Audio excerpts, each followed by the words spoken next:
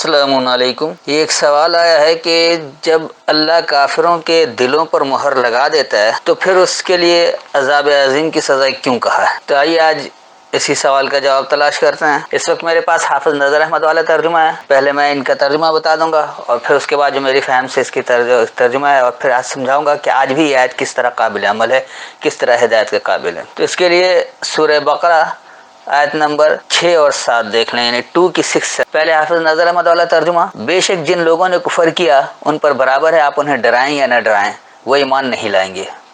اللہ نے ان کے دلوں پر اور ان کے کانوں پر مہر لگا دی اور ان کی آنکھوں پر پردہ ہے اور ان کے لیے بڑا عذاب ہے۔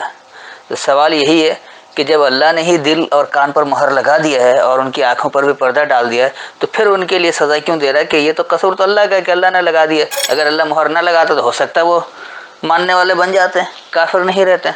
دیکھیے اب اس کی اصل فہم کیا ہے۔ ان الذین کفروا، بے شک جن لوگوں نے انکار کیا، سواء علیہم، برابر ہے ان پر، انذرتہم، خواہ تم انہیں پیش کرو، ام لم تنذرہم، یا تم انہیں نہیں پیش کرو، لا یؤمنون، وہ مانتے نہیں ہیں۔ ختم اللہ علی قلوبہم وعلی سمعہم، ان کے سننے پر اور ان کے پلٹنے پر اللہ سے مہر ہے، اللہ کی مہر ہے۔ وعلی ابصارہم غشاوۃ، اور ان کی بصیرتوں پر پردہ چھایا ہوا ہے۔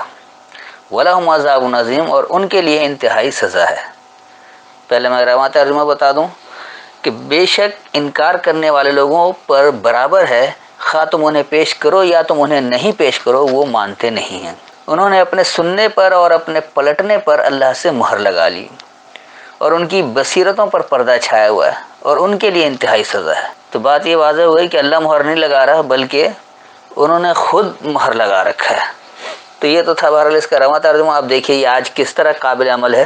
آج بھی جو لوگ انکار کرنے والے ہیں، جو اللہ کی آیتوں کا انکار کرتے ہیں، جو قرآن کا انکار کرتے ہیں، جو کہتے ہیں کہ قرآن اللہ کی کتاب نہیں ہے، ایسے دشمن بے انتہا لوگ ہیں، ملحدین بھی ہیں اور دیگر اور لوگ بھی ہیں کہ جو کہتے ہیں کہ اللہ کی یہ کتاب ہی نہیں ہے، اور اس کے لیے وہ جو دلیلیں دیتے ہیں وہ روایتی بات ہوتی ہے یا پھر قصے کہانیاں ہوتی ہیں۔ قرآنی الفاظ پر ان کی کوئی توجہ نہیں ہوتی کہ یہ تراجم غلط ہے یا یہ جو روایت آئی ہے وہ قرآن کے خلاف ہے۔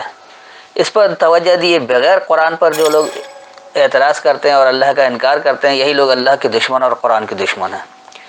تو بے شک ایسے انکار کرنے والے لوگوں پر برابر ہے، آپ ان کو ان کے سامنے آیتیں کھول کر رکھ دیں یا آپ انہیں نہیں پیش کریں، انہیں ماننا ہی نہیں ہے۔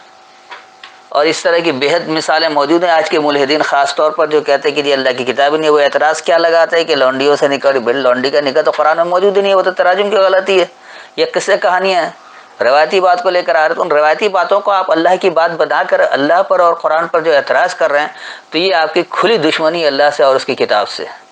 ایسے لوگ کرتے کیا ہے؟ دراصل انہوں نے خود ہی اپنے پلٹنے پر اور اپنے سننے پر اللہ سے مہر لگا لیا ہے۔ اللہ کی بات انہیں سننا ہی نہیں ہے، نہ اللہ کی بات کو وہ دیکھتے ہیں، نہ آیتوں پر کو مد نظر رکھتے ہیں، نہ اس پر غور کرتے ہیں کہ اللہ کی بات ہے بھی یا نہیں۔ تراجم میں اختلاف ہے، اللہ کہہ رہا ہے کہ کہیں اختلاف آ جائے قرآن میں تو اللہ کی کتاب ہی نہیں رہتی، اور یہ مختلف باتوں کو لے کر اسی پر اعتراضات کرتے رہتے ہیں۔ جتنے اعتراض قرآن پر لوگ کرتے ہیں اور جو اللہ کے انکاری ہیں، ان کا تمام اعتراض روایتوں کی بنیاد پر ہے، ان کا تمام اعتراض ان تشریحوں پر ہے جو قرآن کو بغیر سوچے سمجھے کیا گیا ہے یا اللہ کے کلام میں غیر اللہ کے کلام کے شرک سے سمجھا گیا ہے۔ بغیر شرک کے اللہ کی آیتوں کو سمجھتے ہی نہیں ہیں، کیونکہ ان کا کام ہی صرف اعتراض کرنا، انہیں تو ماننا ہی نہیں ہے، چاہے ان کے سامنے آپ صحیح بات پیش کریں یا نہ کریں، انہیں ماننا نہیں ہے۔ وہ اعتراض پر اعتراض کرتے رہیں گے اور وہ غیر اللہ کی باتیں، شرک والی بات، ملاوٹ والی بات کو کرتے رہیں گے اور اسی پر کرتے ہیں۔ تو ان لوگوں نے دراصل خود ہی اپنے پلٹنے پر اور اپنے سننے پر مہر لگا لی کہ اللہ کی بات ہمیں خالص سننا ہی نہیں ہے، اور ان کی بصیرتوں پر پردہ چھایا ہوا ہے۔ آپ جتنی بھی بات کر لیں وہ پھر وہی ملاوٹ والی بات لے آئیں گے، وہی احادیث کی بات لے کر آ جائیں گے جو پہلے ہی قرآن کے خلاف لکھا گیا ہے۔ تو پھر ان کے لیے کیا ہوگا؟ یقینی سی بات ان کے لیے انتہائی سزا ہے، کیونکہ ان کا عمل ہی سارا کا سارا غلط ہے، تو ان کے لیے سزا ہے۔ تو میرے خیال میں یہ وضاحت کافی ہے۔ پھر بھی کوئی تشنگی رہ گئی ہو تو بعد میں پوچھ سکتے ہیں۔ السلام علیکم۔